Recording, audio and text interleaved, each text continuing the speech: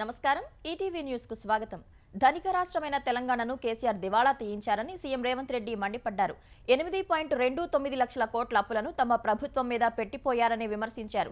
జనగామ జిల్లా స్టేషన్ ఘన్పూర్లో పర్యటించిన రేవంత్ రెడ్డి 800 కోట్ల రూపాయల అభివృద్ధి పనులకు శ్రీకారం చుట్టారు.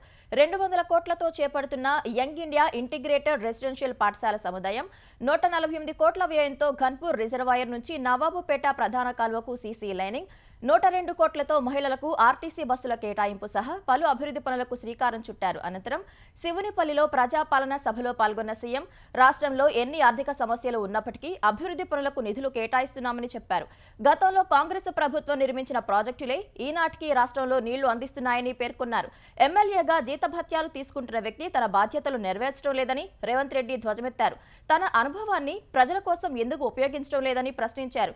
తెలంగాణ కోసం సర్వం ధారపోసిన వారు జాతిపిత అవుతారు, కానీ ప్రజల సొమ్ము దోచుకొని ఫామ్ హౌస్లు కట్టుకున్న వాళ్లు జాతిపిత ఎలా అవుతారని రేవంత్ రెడ్డి నిలదీశారు.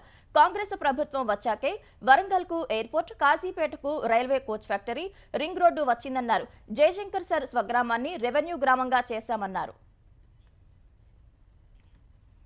ముఖ్యమంత్రి రేవంత్ రెడ్డి తెలంగాణ శాసనసభను అబద్దాలకు వేదికగా మార్చారని మాజీ మంత్రి హరీష్ రావు మండిపడ్డారు.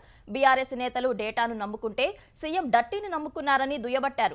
ఏ తప్పు మాట్లాడనప్పటికీ బీఆర్ఎస్ ఎమ్మెల్యే జగదీష్ రెడ్డిని ఏకపక్షంగా సస్పెండ్ చేశారన్న హరీష్ నిన్న సీఎం మాట్లాడిన భాష సంగతేంటని ప్రశ్నించారు. సీఎం రేవంత్ బూతులకు జీఎస్టీ వేస్తే రాష్ట్ర ఖజానా మొత్తం అటే వెళ్తుందని ఎద్దేవా చేశారు. కేసీఆర్ చావును కోరే విధంగా మాట్లాడిన రేవంత్ నిన్న బీఆర్ఎస్ ను అన్నానంటూ మాట మార్చారని ధ్వజమెత్తారు.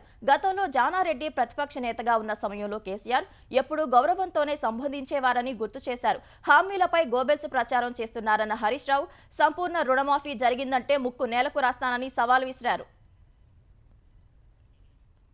అటు హరీష్ రావు వ్యాఖ్యలను కాంగ్రెస్ ఎంపీ చామల కిరణ్ కుమార్ రెడ్డి తోసిపుచ్చారు. భారత్ లో బూతు పురాణానికి పేటెంట్ హక్కు అంటూ ఉంటే అది బీఆర్ఎస్ అధినేత కేసీఆర్ కే దక్కుతుందన్నారు. సీఎం హోదాలో ఉన్నప్పుడు కేసీఆర్ తిట్టిన తిట్లపై ఒక పుస్తకమే రాయొచ్చని చెప్పారు.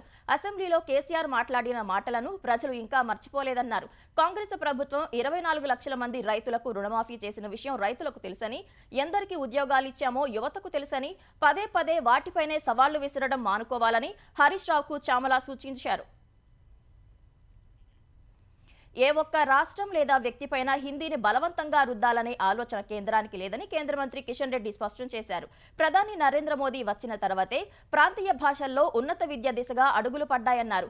రాబోయే అసెంబ్లీ ఎన్నికల్లో లబ్ధి కోసమే తమిళనాడులో డీఎంకే సర్కార్ భాషపై రాద్ధాంతం చేస్తోందని విమర్శించారు. తీవ్రమైన అవినీతి, మోయలేని పన్ను భారం, మద్యం కుంభకోణం నుంచి ప్రజల దృష్టి మరల్చేందుకే నాటకాలాడుతున్నారని ఆరోపించారు.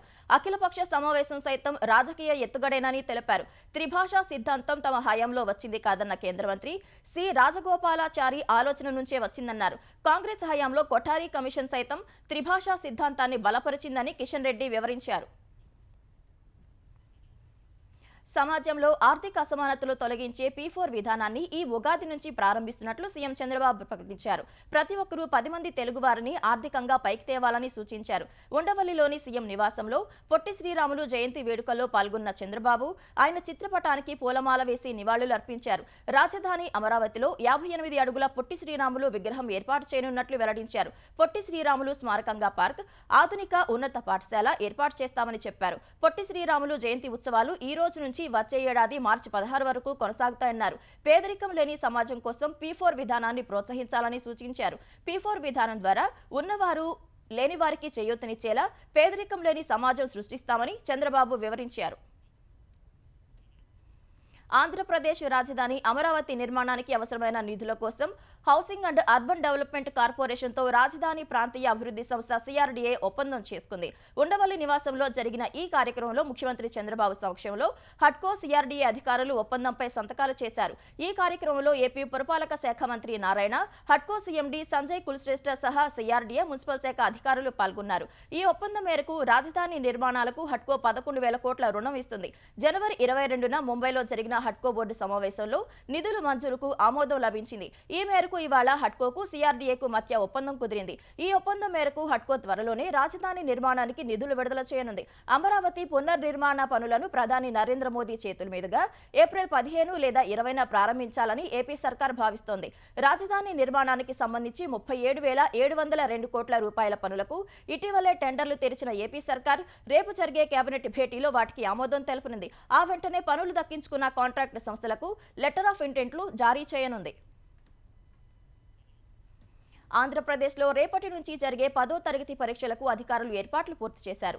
మొత్తం 6,19,275 మంది విద్యార్థులు పరీక్షకు హాజరు కానున్నారు.